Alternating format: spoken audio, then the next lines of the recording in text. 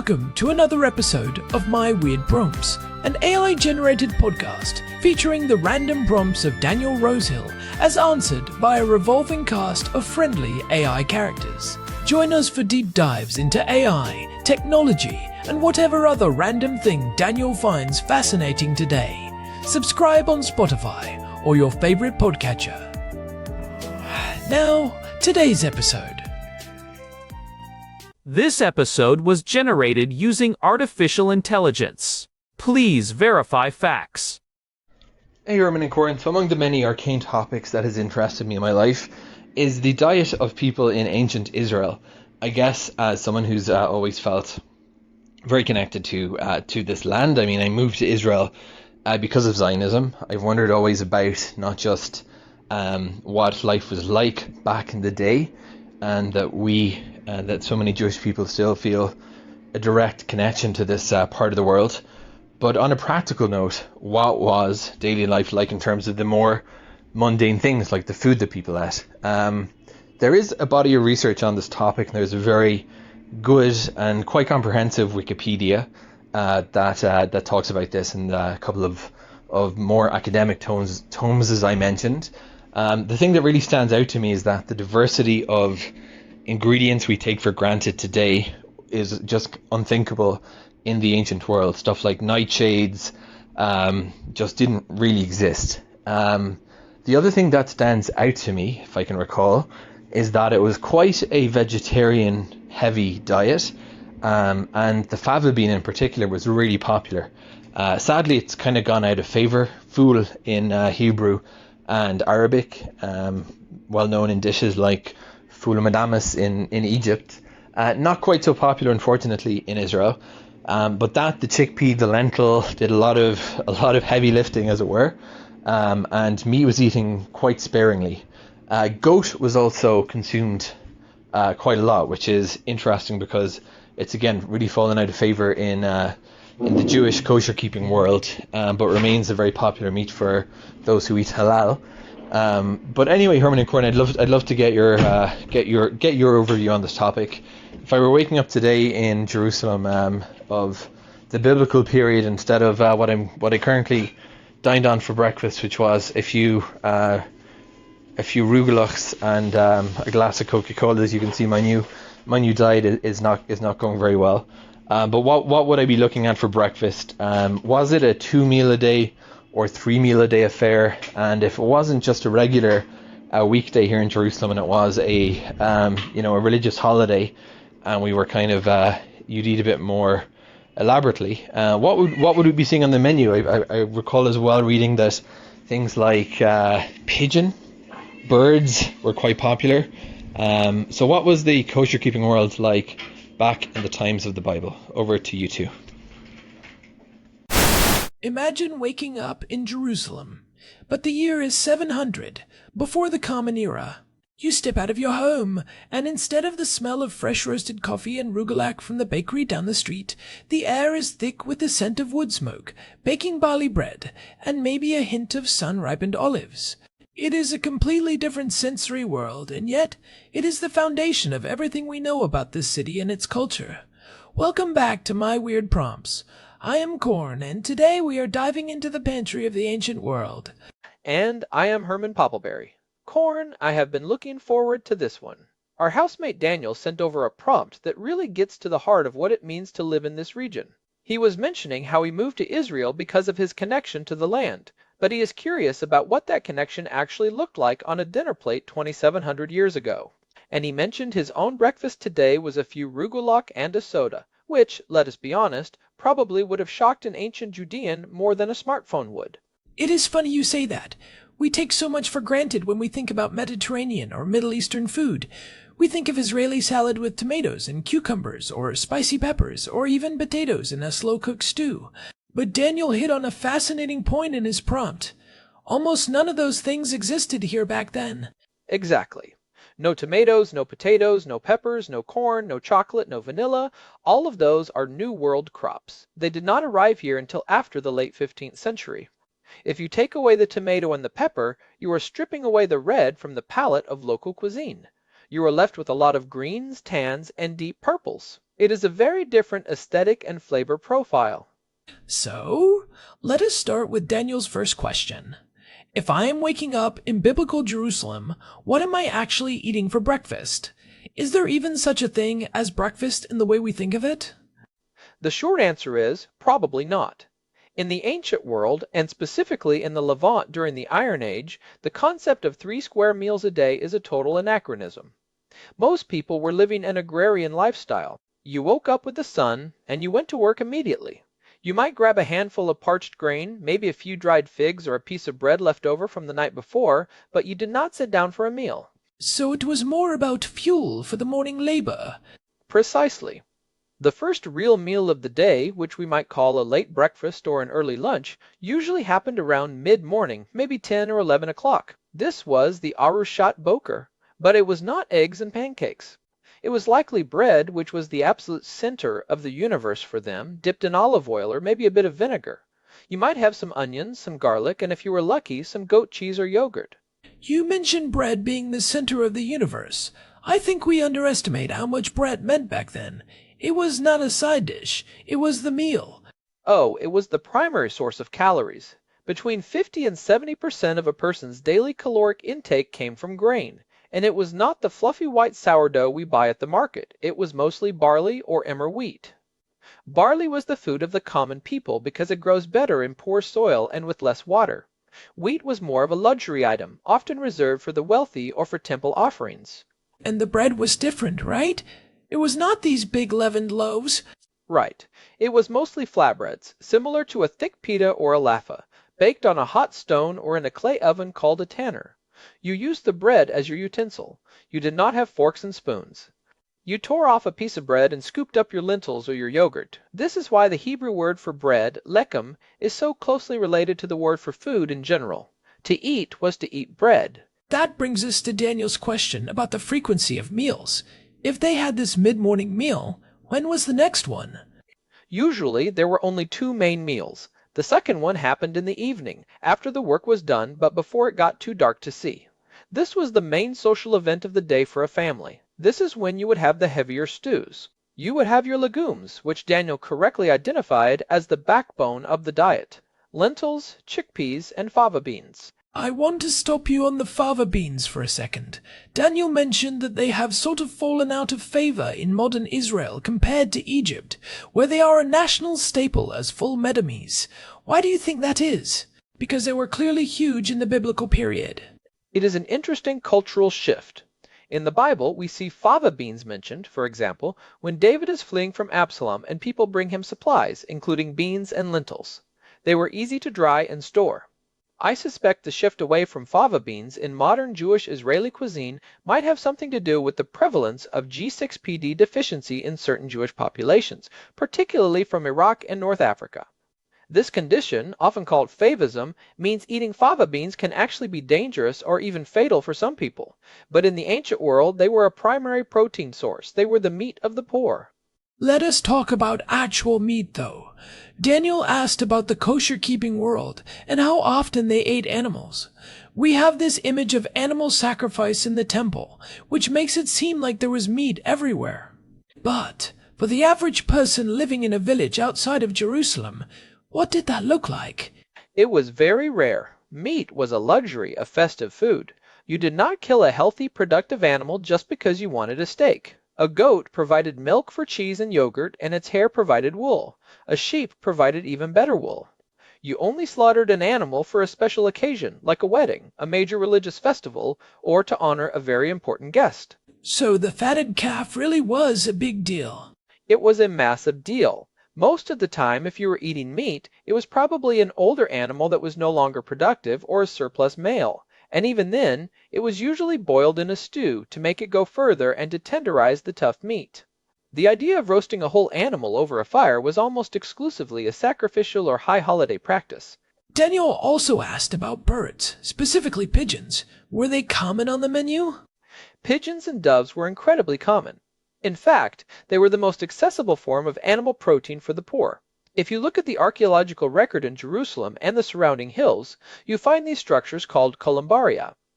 They are basically massive pigeon lofts carved into the rock with hundreds of little niches.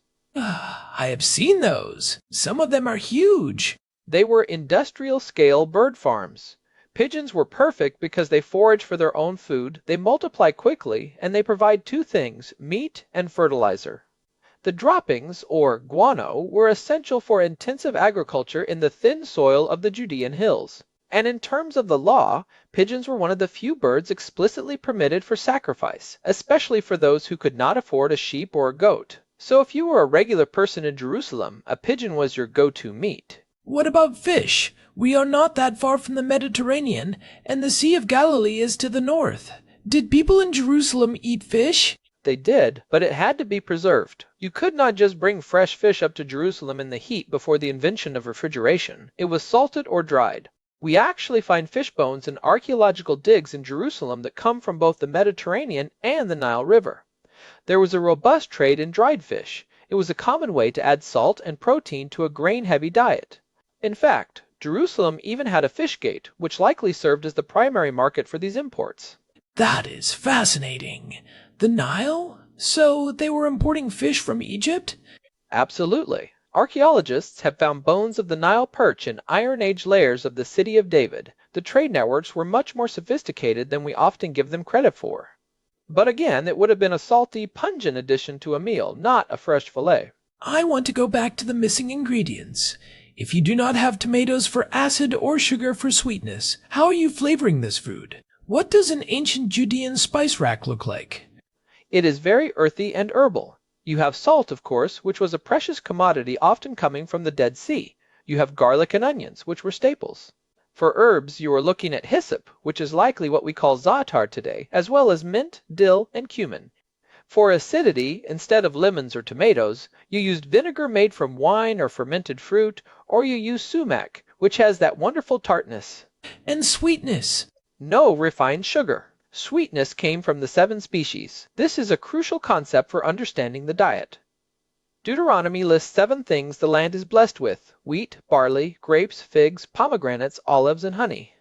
But here is the catch. When the Bible says honey, it almost never means bee honey. It means date syrup, known as xylem. Right, because beekeeping as we know it was not really a major thing until much later, although they did find that ancient apiary in Tel Rehof a few years ago.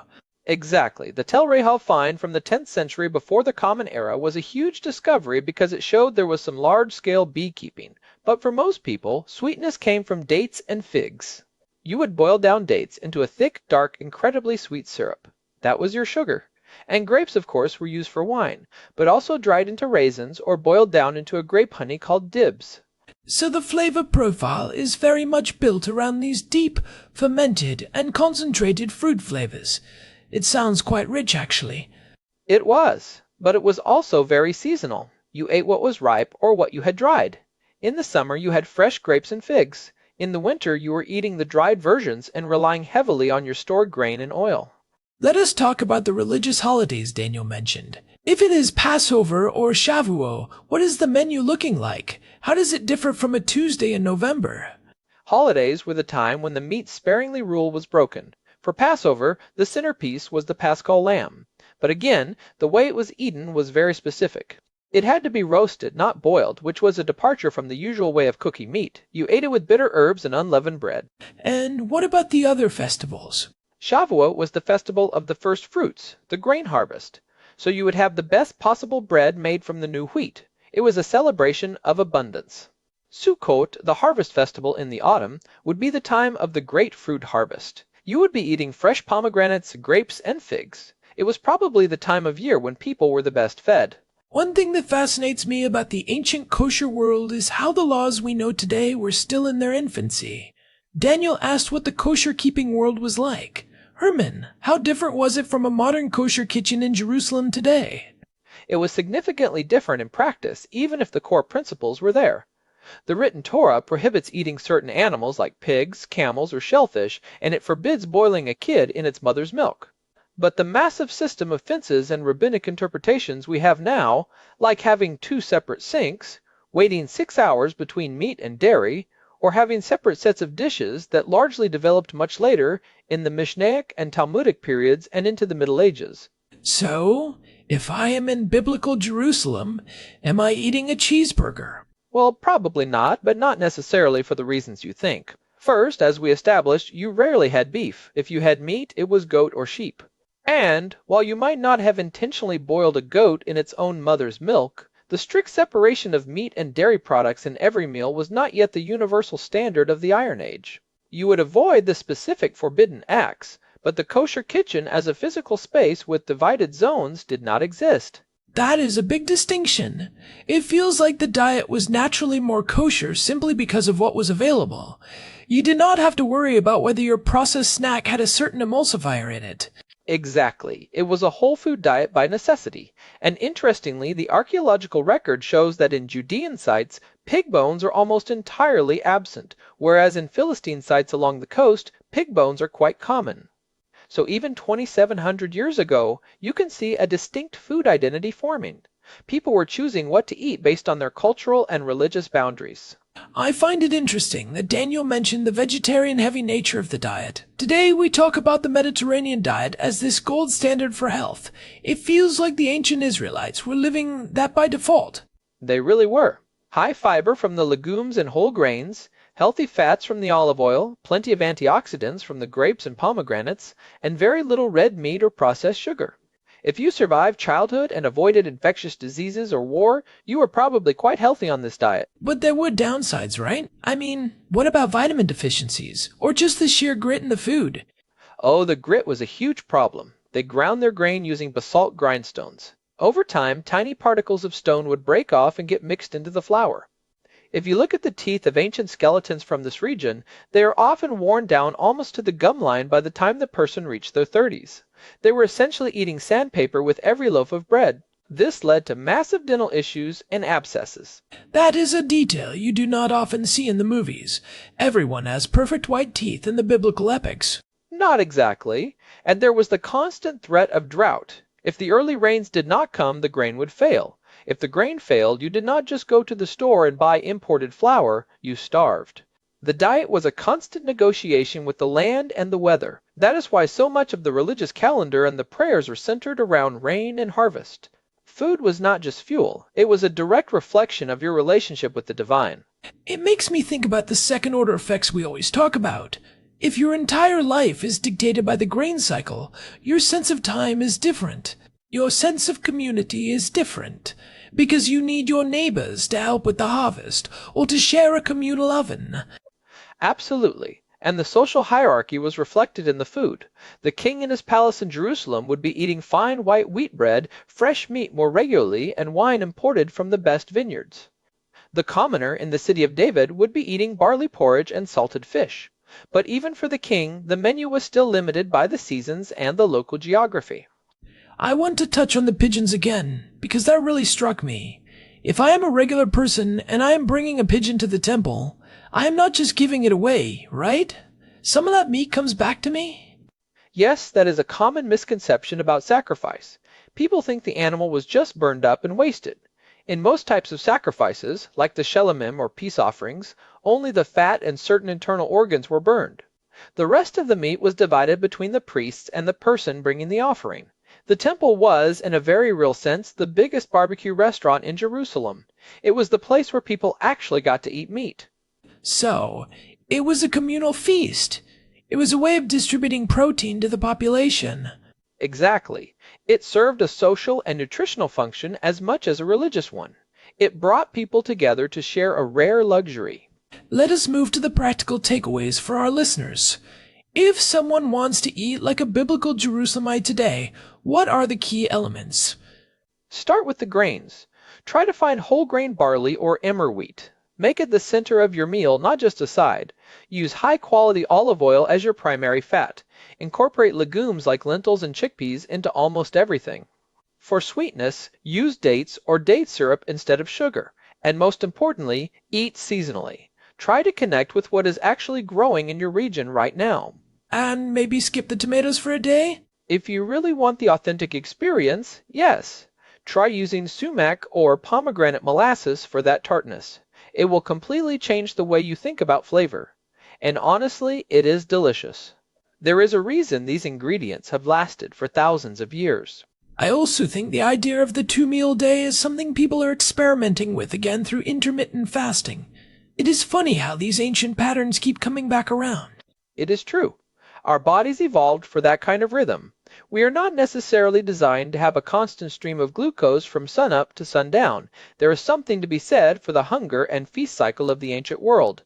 You know, talking about this makes me want to head over to the market and see what is in season. We live in a place where you can still find a lot of these ancient varieties if you look for them. You really can. If you go to the Old City or some of the more traditional stalls in Mahana Yehuda, you can find the Baladai varieties of fruits and vegetables. Baladai basically means of the land. They are often smaller, maybe not as pretty as the supermarket versions, but the flavor is incredibly intense. That is the closest we can get to the taste of 2,700 years ago. Well, Herman, I think we have given Daniel a lot to chew on. From the grit in the bread to the pigeon lofts in the hills, the ancient world was a lot more complex and flavorful than a simple vegetarian label suggests. It was a world of deep textures and earthy smells. And it is a reminder that even the most mundane thing, like what we eat for breakfast, is part of a much larger story of geography, technology, and faith. Before we wrap up, I want to remind everyone that if you are enjoying these deep dives into the weird and wonderful prompts Daniel sends our way, we would really appreciate it if you could leave us a review on your podcast app or on Spotify. It genuinely helps other people find the show and join the conversation. It really does. We love seeing the community grow. And remember, you can find our entire archive of over 470 episodes at myweirdprompts.com. There is a search bar there, so if you want to find that episode we did on the legal lasagna of Israel or the one on paranormal data, just type it in. This has been My Weird Prompts. A huge thanks to our housemate Daniel for the prompt, even if his rugelach breakfast would have confused an ancient Judean.